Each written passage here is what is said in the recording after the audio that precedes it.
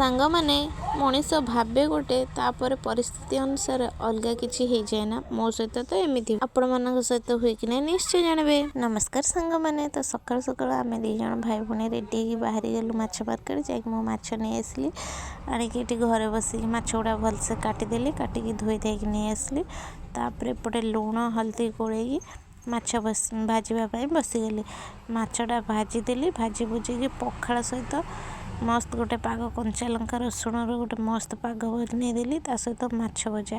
तो खरार बसिकी बढ़िया से खाई खाई पी सारी। शीत दिन कौ मैंने पखाड़ खाई सारा घोड़े खरार बसती निश्चय जानवे। मु तो खाई सारा घोड़े खरार ही बसे।